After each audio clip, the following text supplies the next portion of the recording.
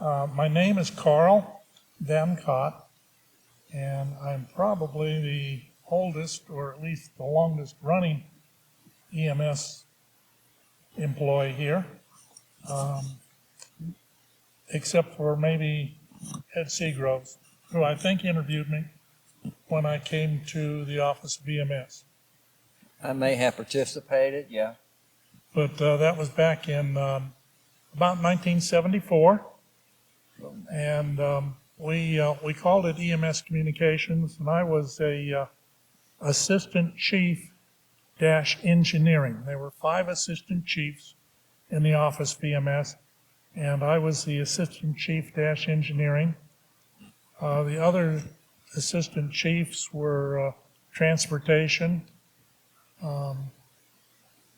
education, trauma, and I'm sure there were some others in there. Field operations, very important component. Field operations. And I was primarily doing communication, which we eventually decided was the information exchanges necessary to support EMS. It wasn't strictly speaking radio type communication. It was everything from public access, including 911 centers and dispatch, and all the ramifications of EMS. Hey, I'm Sharon Ryan, and I started with the office in 1978, fresh out of college. And my main focus when I started was to take over a lot of the grants administration work, because the Federal EMS Act of '73 had begun to have the impact of funneling lots of money into the states for EMS purposes. And when I tell this story to people that work with me, I always say, this is how old a dinosaur I am. I was working to get defibrillators on the ambulances. So we didn't even have defibrillators on all the ambulances at that point. So the money that was streaming in through our, what we call the categorical grants, 1201, 1202, 1203, all of that over time was allowing us to work with, and that I worked with the health system agencies and the councils of government across the state to build staffs locally in their areas so that they could then decide what they needed as far as transfer agreements, equipment, and so on. And we would take all of the requests throughout the state, put them in one package, and send them to the federal government to tell them what the state needed for the next period of time. But after I was there about 5 or 6 months, we lost our facilities assistant chief. And so I got promoted at that point, because I was so stellar, I'm sure. But, but I got promoted within 5 or 6 months. And then it sort of turned the tide, because I started getting more into what my real background was, which is in hospital administration. And it was just so opportune, because by this time, the trauma system concept was coming into the state through, again, the end of the 1202, 3, 4 funding. And so it was a great transition to go from what I'd been doing to building, helping to build the EMS system, to then starting to build the trauma and hospital system. So for the next many years, the next 28 years total, that was what I focused on, was mostly trauma. I'm Bob Bailey. I started with the Office of EMS in June of 1974. I started as a regional coordinator for the counties of Rutherford, Cleveland, McDowell, and Polk, which was the part of the state I was living in at the time. Regional coordinators worked with community colleges, did the testing, did the ambulance inspections, at that point in time, trying to get commitment to get people trained to EMTs. From there, I moved into the education component, promoted in Central Raleigh as the education coordinator. From there, I became the assistant chief in charge of field operations. Then I was the assistant chief in charge of education. Then I became deputy chief, and then I became chief of the agency in 1985. I retired from the agency and from state government in 1999, September, and I was with the agency about 25 years. I'm Mike Ettinger. I started work with the Office of EMS on January 2nd, 1980. And I came from teaching paramedics at Guilford Technical, at that time it was GTI, Guilford Technical Institute. We had an associate degree paramedic program there, so I came to OEMS from there. I was PA, and I practiced a bit in that. And then I went to teaching paramedics, and I came to EMS. So I came in as the assistant chief education when I came in 1980, and we were just started to roll out something called regional testing at that point, which is a wonderful time was had by all doing that. And I don't want to miss the fact that Gerald Brown knew everything there was to know about EMS, OEMS education when I got there. And between he and Bob, they were able to at least give me some idea of the direction I was supposed to be going in that position. So that was good. When Bob became the chief, I became the deputy chief then and stayed in that position until I retired. I think it was 2003 was when I finally left the Office of EMS in retirement. So. Hi, my name's Ed Browning. I started with the office in November 1980 as the educational programs consultant. Prior to the time with the office, I worked at Appalachian State University over several programs, the Emergency Vehicle Operators course, which was funded through the Office of EMS, the mobile EMT lab that was out training people in rural communities, the communications lab that went around in rural sections of the state that was set up in a community for several weeks. The EMT lab would do something similar. So in 1974, my father passed away of a sudden heart attack. And that is really what led me in the interest of EMS. After he passed, I went to grad school and got involved in the EMS program through the Office of EMS. Came in as an educational programs consultant. Mike was my supervisor, and when he moved up in the agency, I became the assistant chief education and then eventually assistant chief for the agency. I'm the new kid on the block. I didn't come in until 1986, and I was working in state government in personnel administration. And then through some changes, I applied for a job with OEMS, and I did it based on my background in the military. I spent 6.5 years in the Army, and I was basically an ambulance driver. The difference was mine had rotor wings instead of wheels. So, and based on my age also, I was involved in Vietnam. Came to North Carolina and went to work, as I said, in HR first, and then field operations with OEMS. And worked just extensively with I think it was 13 program planners or coordinators at work. We had the regional offices and then the planners, as we call them, and of course working hand in glove with ed and education and training to involve the regional coordinators with the services they were providing to the individual units and unifying the services all across the state, developing a level of service that was consistent across the state.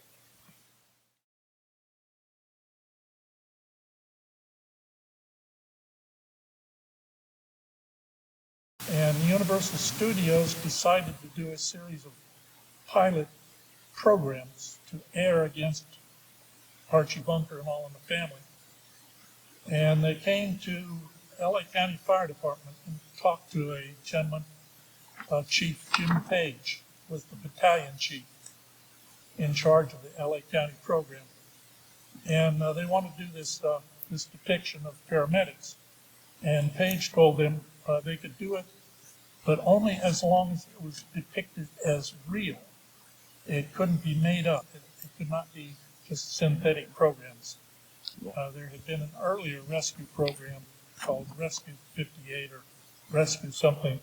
They showed LA County paramedics flying around the world doing rescues, and that was not realistic. So Page said, do it as real, and you can do the paramedic program Emergency on TV. It became quite popular and was aired nationwide, but it made people all over the U.S. think that such programs existed. And now the nation was looking at why don't we have paramedics wherever we are. So I, working for Biocom, became kind of an ambassador. I was sent out to different places. Miami, Florida was one of the early programs, and surprisingly enough, Haywood County, North Carolina, was one of the very earliest paramedic programs to this. And Jim Page, the battalion chief, he was learning some things himself. He was recruited by the state of North Carolina as the first chief of the Office of Emergency Medical Services. And he moved to North Carolina and started EMT programs, trying to train, I use this term qualified, the good old boys to treat patients. And they didn't want to be treated. They didn't want to be trained. They didn't want to learn. The fun of being an emergency responder, of course, is running the siren and the fire engine in the ambulance, not treating patients. If you're looking at EMS in North Carolina, I think one of the things that set the stage for EMS to be a leader was the 1973 EMS Act. That was probably the most comprehensive EMS Act in the country at the time. That was two-sided, actually, because the law was enacted and it spelled out all these aspects, trauma, communications, ambulances, I mean, the whole 9 yards. And the office itself was just gearing up. Jim Page was chief. People were being staffed as that went along. And as Carl mentioned earlier, Jim Page was dynamic as anyone you'll ever meet, and he was a hard charger. So he hit the ground running, and he was dragging what staff was with him at that time running, because we didn't have the systems in place to do what the law said we had to do. We were trying to build those systems, and that created problems. That created political problems for him. It created political problems for the office. The office had its own internal problems. Some of us knew what we was doing. Some of us didn't know what we were doing. Some of us were saying, where did the train go? And we had a state that majority of EMS service was provided by volunteers. And there was a big pushback on that, because they were saying, this is too fast, I've already got this, why can't I be grandfathered in? And remember, North Carolina said your minimum response is an EMT, period. Volunteer or paid, didn't matter. That was a big problem. As a result of that, in early 1975, I think it was, because I moved down in 74, and the next thing I know, Jim Page had been fired. Colonel Charles Speed, that Carl talked about earlier, ex-commander of the Highway Patrol, was brought over. He was brought over to close the office. People were unhappy with us. They were unhappy with what we had done or not done. So a lot of turmoil, and his job was to shut us down. His contribution to EMS in North Carolina was that he came and sat down and talked with the staff. He wanted to know what we were all about. He did not come from EMS. He came from Highway Patrol. And as Carl and others have said, he knew all the politicians. He was respected by all the politicians. He knew all the people all over the state. And he single-handedly bought into what the state was trying to do to improve patient care in this state. And he gave us time to correct some of our problems. Personally, I think EMS, I think his contribution was he saved the EMS office and bought the time in order for us, to allow us to take the next steps and move forward. So when I started, we had no trauma centers, right? The only helicopter programs that we had at all were run through MAST, which you guys had worked with. I hadn't even worked with them. Herb Proctor was probably a major entity, Dr. Proctor, in coordinating. So when we needed a patient moved, they pretty much got moved by the military ambulance program system, air ambulance system. So that program was, spotty at best. We had no coordination of trauma problems when we saw them out in the field. We didn't have regional advisory committees, and so on. And so none of that existed. So we built the criteria first, hoping that somebody would apply. And fortunately, by 1982, Duke, UNC, and Baptist all applied for level 1 designation. And they were actually the first ones that were designated in the state of North Carolina. But you also have to remember, we didn't have a process for designating either. And you talk about political and a hotbed, trying to go out and decide who's going to get designated and who's not. Well, it's great if you designate them, but if you don't designate them, that's you better be able to back that up. And so, and there was no system to draw upon at that point for how you visited and inspected hospitals. The American College of Surgeons now does that. They didn't do that then. They didn't want to get involved with that at that point. So we decided how we were going to inspect and designate hospitals. So you go from there to now we have, I think, 17 maybe trauma centers. We have 6 1s and 4 2s. And most amazingly, we've built on the level 3s, which is really what the state of North Carolina needed when I left. We needed more 3s. We didn't have any data collection. I mean, none. We were collecting data at the individual EMT level, at the paramedic, level at each EMS group, but we weren't even pulling all that data in the state office that was pre-hospital data, let alone hospital data around trauma. So we actually developed through our trauma centers a trauma registry for the state. It ended up being basically the national example that was used by the American College of Surgeons to then later, many years later, build their own system of a trauma registry. So at one point, North Carolina was definitely a leader in a lot of areas across the country. We were probably in the top 5 or 10 of the states in the U.S. as far as trauma, because we did a lot of things when there wasn't any directive on how to do that, right? Yeah, I'd like to hit on something here that is kind of personal to me in all this. When I worked with Guilford County EMS in the 70s, we lived in an environment, and I loved it. I still tell people that's the best job I ever had was actually being on an ambulance. But anyway, we're in an environment where we got to the door of the hospital, and that was it. We had to check our skills at the door. We had to check our knowledge at the door. We were not a part of what happened on the other side of that door. And as Sharon was talking earlier about the trauma system and how it grew and it built there, I think it was that. I think it was Carl and communication. It was the way the Office of EMS was put together went a long way toward making that different. That whole thing about being stopped at the door. I think the Office of EMS could have ended up being just a state agency that maybe certified people and inspected ambulances, and that was it. And which would have been big. I mean, if you do that on a systematic basis, that's good.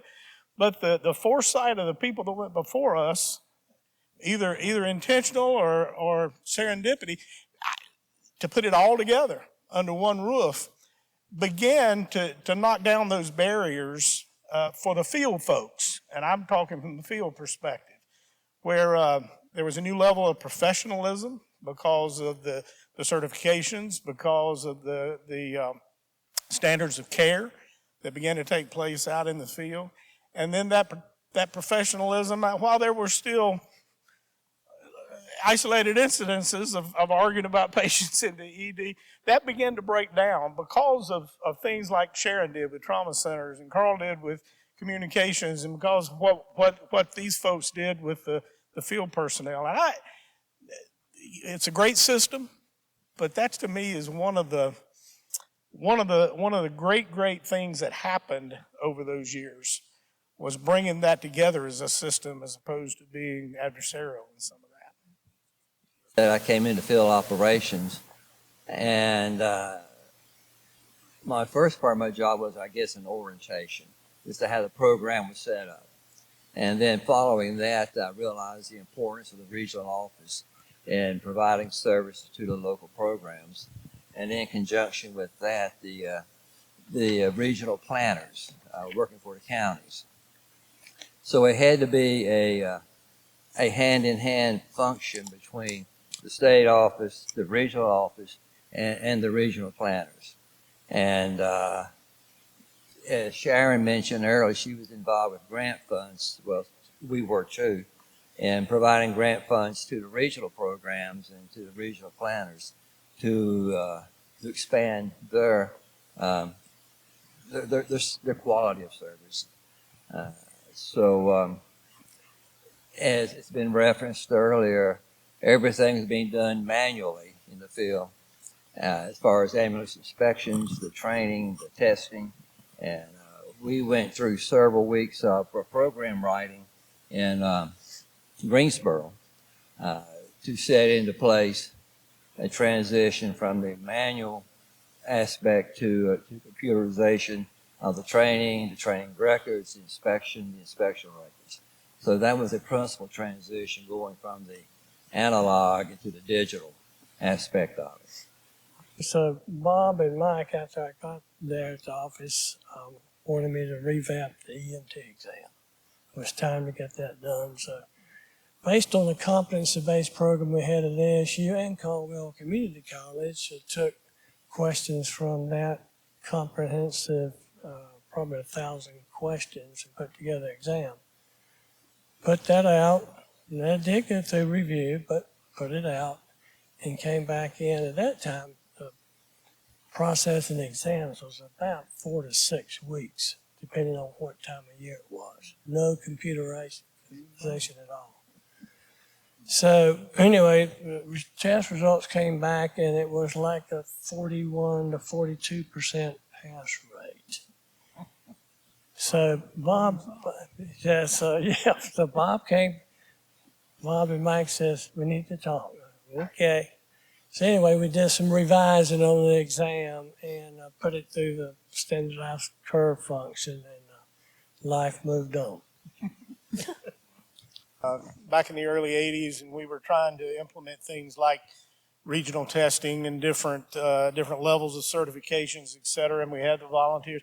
I mean, there was an adversarial relationship politically between what the office goals were and what some of the folks were perceiving that to be out in the field. And I know we made very intentional decisions that we were going to go anywhere, everywhere, anytime, and listen and meet with people. I had been in the office since 74, but I became chief in 85. In 85, we were in the throes of trauma. We were in the throes of trying to do communications. We were in the throes of trying to revamp and bring to the level that 73 basically addressed, the law of 73 basically addressed. So you still had the politics, medical politics, pre-hospital politics, county politics, all that was there. But what had changed was that we had come far enough along that most of the people within the state realized that, in general, my ability to get somebody who can help me to a higher level is here now. When we were putting rules together, you had some mealy-mouthed thing where you had to have 1 or 2 public hearings. I hated the years that I had to get on teeny-weeny airlines and fly all over this state from Chapel Hill to go meet with folks, because I hated flying in those little things. Bob Bailey and I were in one time, and he looked I was in the back seat, and he looked back there at me and said, "You okay?" And I said, "Yeah." He said, "Well, your magazine's upside down." You know, I mean, I was white knuckle. But that was an intentional effort on our part. We did it to try to say, we're here, we are trying, but we're trying to listen. But you know, we found out that they knew stuff. We found out that they weren't just trying to be hard to get along with. We found out that there were some good ideas that came out of that. And so I don't know I don't really know even the problems that you face today. I'm so far removed from it. But I do know just from common sense and just from some of the experiences we have, the more people you involve in ideas, the more people you listen to, number one, that's all they want is to be listened to. But number two, sometimes it's a good idea comes out of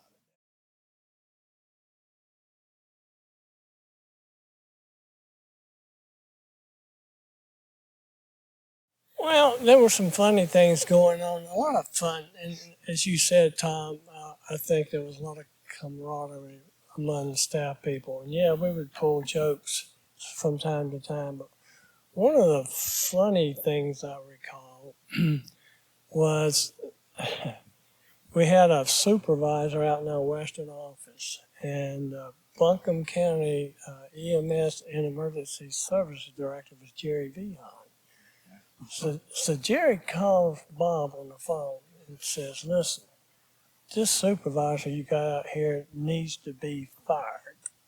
And Bob's response was, well, Jerry, I can't fire him just based on what you're telling me. We need more complaints from different people. So about a week later, the Asheville phone book ended up in Bob's office with a note from Jerry.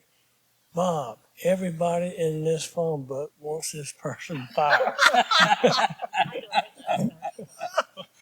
That's true, but let's be honest here. Jerry never liked anything we did. Whatever we did, he was against it. I remember we had our field staff that was all over the state. They were great fun most of the time.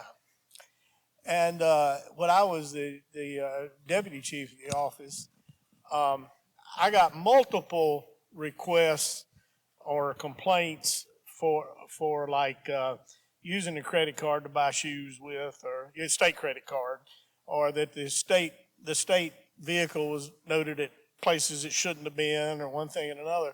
But my favorite in all that was Ned Wyatt. Ned was a great guy. Ned was a funny guy. Sometimes he didn't mean to be funny, but he was a funny guy. And Ned was really interested in staff meetings. We used to always say that you had to listen to everything Ned said, because every now and then he would say something that made sense, and you had to pick up on it.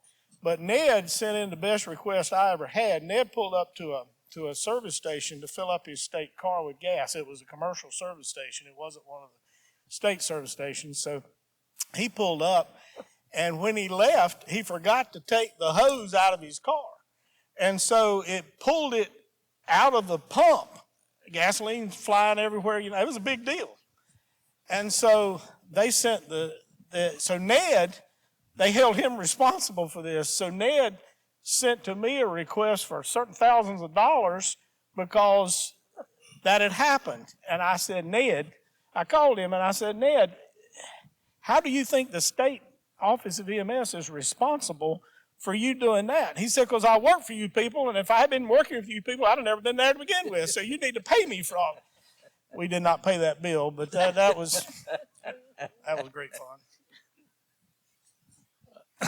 When I was operations chief, the first cars the state EMS office had were 1974 Ambassador Ramblers, station wagons. And by the time I was in operations, they were falling apart. We couldn't get them replaced. I mean, windows would fall out, engines would blow, and I kept trying to get them changed, and they wouldn't.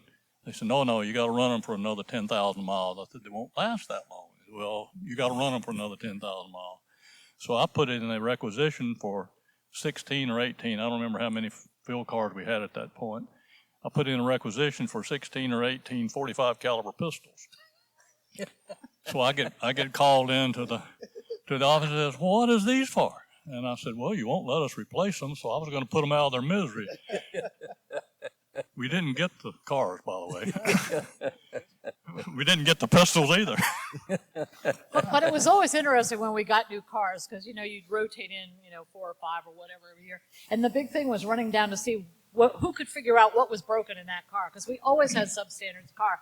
That whole series of station wagons where the windows fell down in the back when like they just dropped down into the car itself, that happened. And then, it was just, I went through 3 alternators in one car in 1 year. I mean, traveling. I mean, there was always something. They never held up on the road. There used to be a group called the OEMS Dive Team. Oh, yeah. And Ed had a trailer down at White Lake, camper. And he invited some of the fellas from the Office of EMS go down and stay in his camper at White Lake. If you don't know White Lake, it's a very large, round lake, probably 8 foot deep at the deepest. But he rented a flat-bottom boat. Pontoon boat. a pontoon boat, and he's going to take us out, and we were going to go diving, scuba diving. He and several of the others had taken a class and become certified as divers.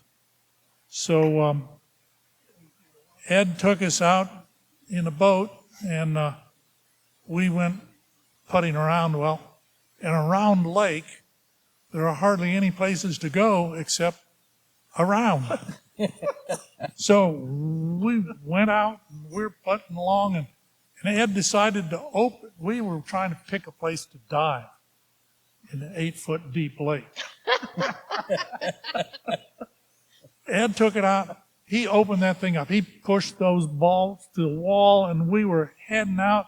We were up on a plane, and we were going. And then all of a sudden, he pulled back on it. And the thing stopped, and it nosed into the water. I mean, he turned the thing into a submarine. Of course, all the dive gear was stacked up on the deck of the boat. All of the dive bags, the weights, the tanks, the regulators, everything went over the front. And it stopped, and everything fell in the water. And he turned around and said, well, I guess this is where we're going to go diving. Am I lying? No, you're telling the truth. And one facet of that, I went to a dive shop to rent some dive equipment, and the guy said, where are you diving? I said, well, White Lake. He said, you want to take a shovel with you?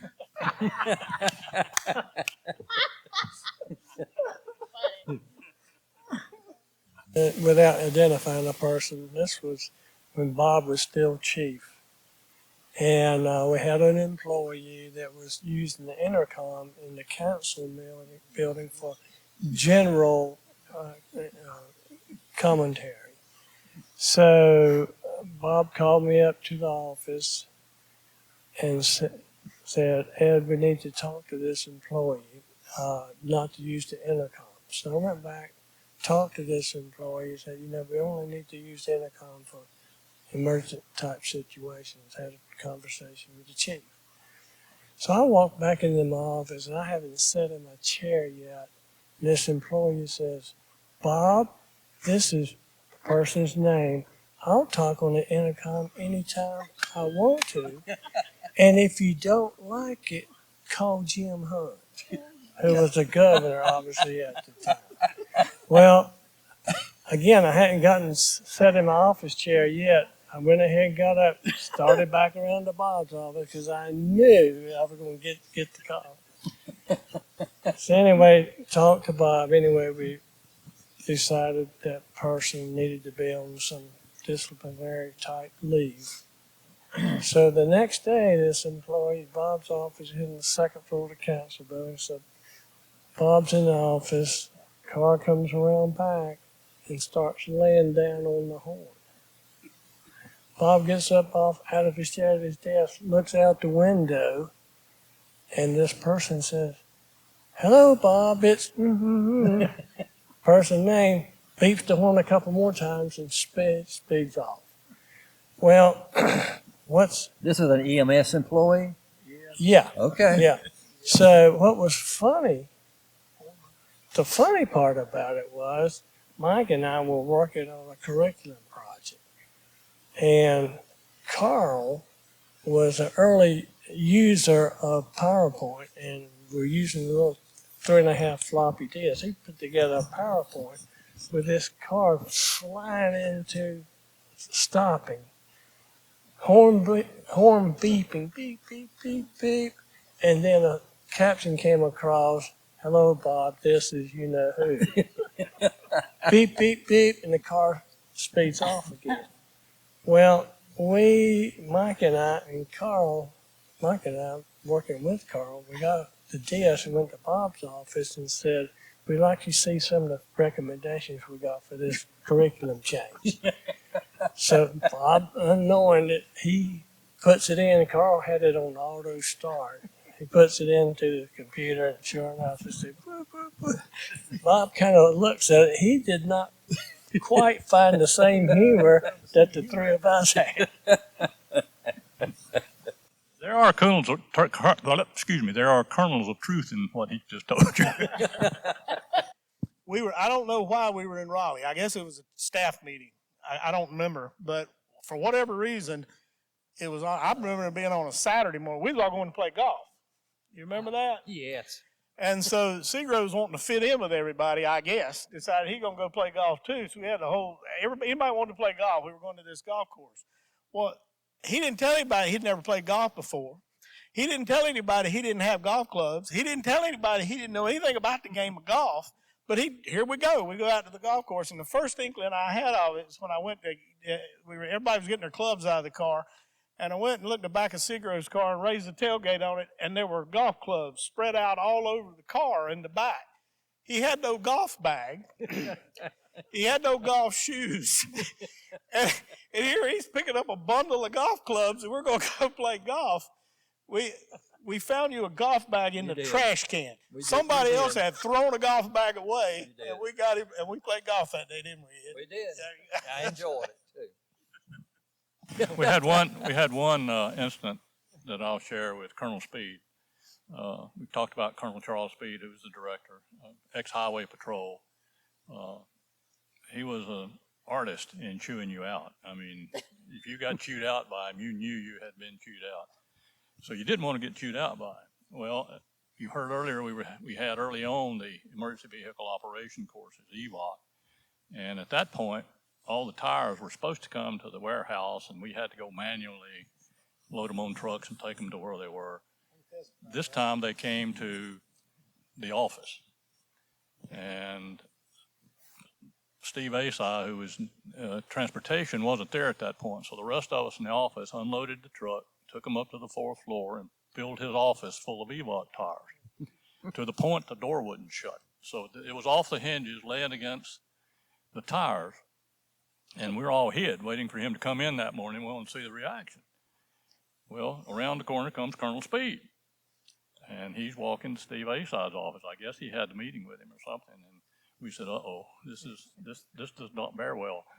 And he walked to the door. He grabbed the door and he started to pull it open. The door fell back. He pushed it back in place and looked around the door, saw all those tires, and he always carried his glasses in his hand like this, and he turned around, looked both ways, touched the door one more time. He turned around, walked back to his office. He never said a word about it. And the rest of us were breaking up.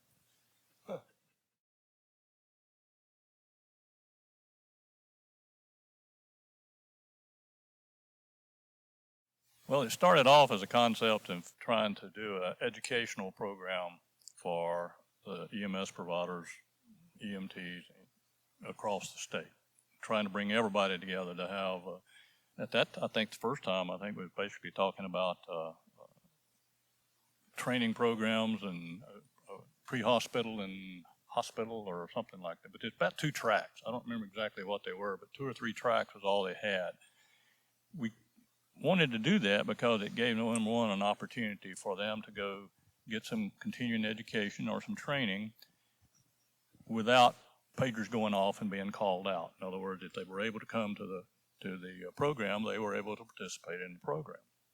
And the second factor was that it gave them an opportunity to have some social interaction and meet with other EMS people across the state, again, without the pagers going off and being drawn out. The first one I remember, I think, had about 150, 175 people attended. And the educational portion of that was really well attended. And the social portion was really, really, really well attended. And they seemed to really, really, really enjoy themselves. And I usually headed to the room early at night because they were really enjoying themselves. By the time I left, or by the time I retired from the state, I think at that point we were up to right out of probably 1,000 people.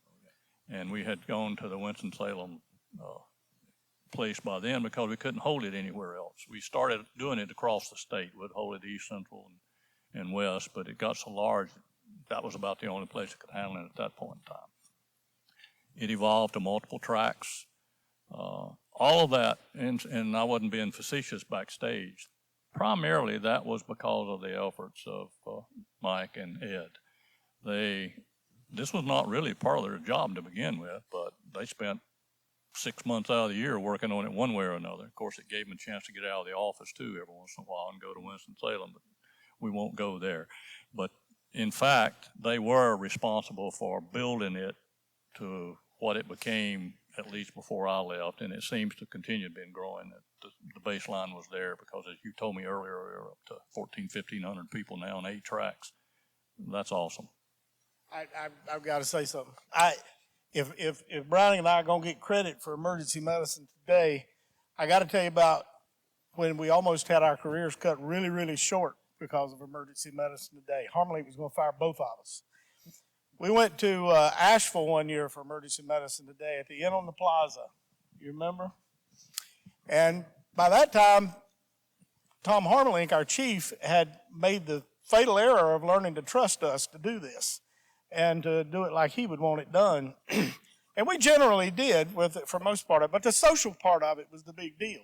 That's what everybody came for.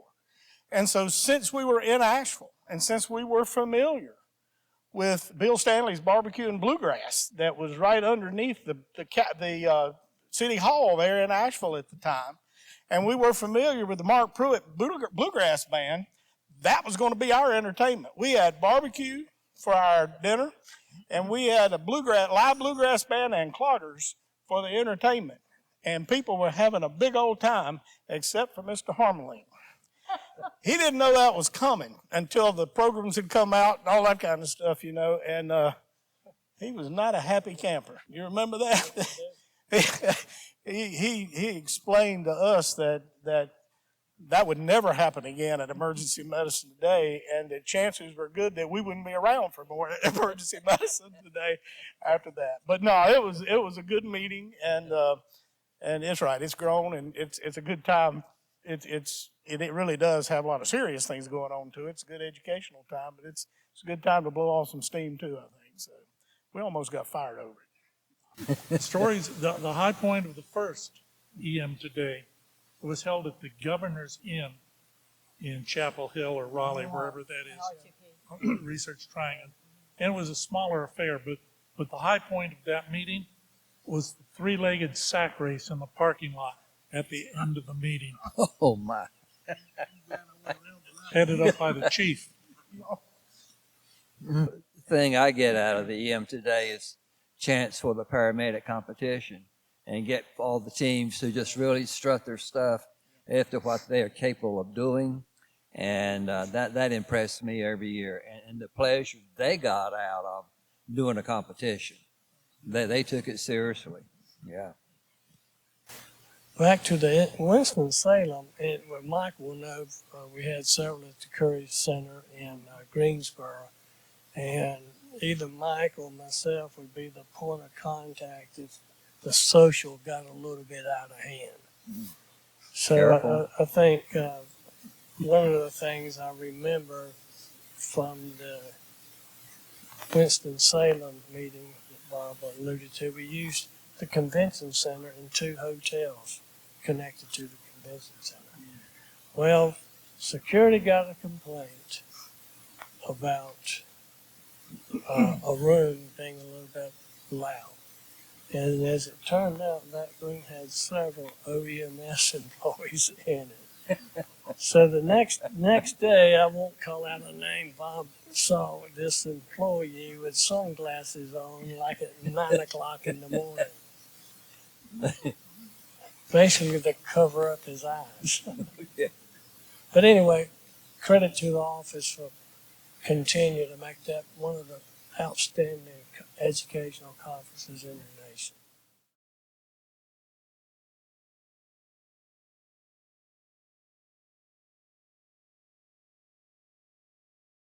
North Carolina has received more than $125 million for the Hospital Preparedness Program grant. And a lot of that has now been funneled to our healthcare coalitions. Started off with 8 healthcare coalitions and now have this coming year 6. A couple of them have been combined for administrative and operational advantages.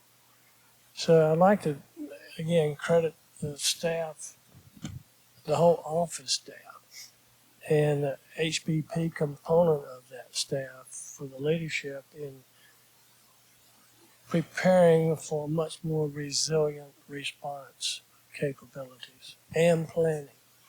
And I think that was most probably evident most recently in response to Helene in North Carolina.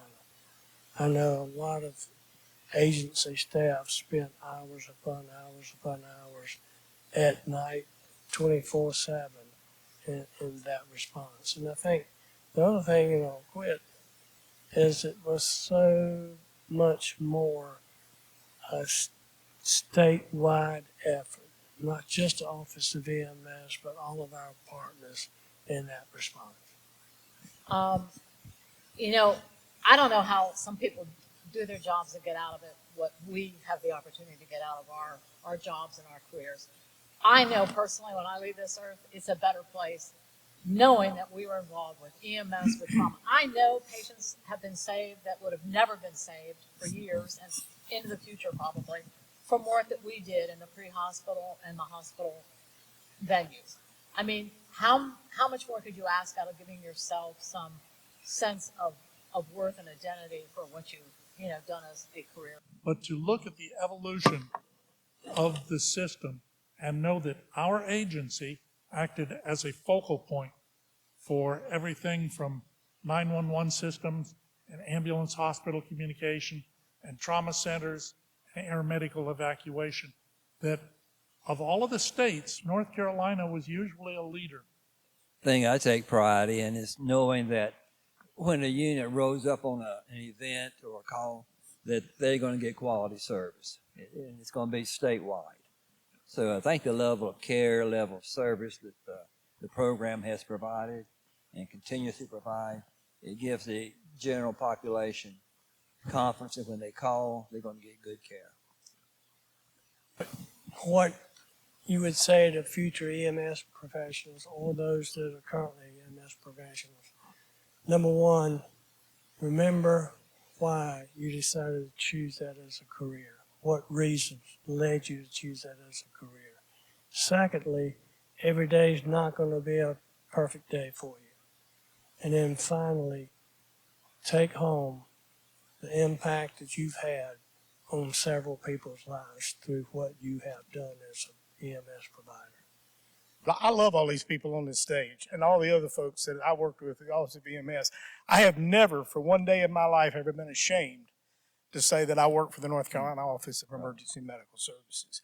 And I wouldn't necessarily say that about all the state government, but certainly our agent, because to a person, my experience with this has been that at the end of the day, with all the craziness that went on, with all the arguing that went on, with everything else that went on, we had the best interest of the people of North Carolina at heart, trying to do everything we could do to assure that they received the level of pre-hospital care and in-hospital care that they deserved and that we were being paid to do.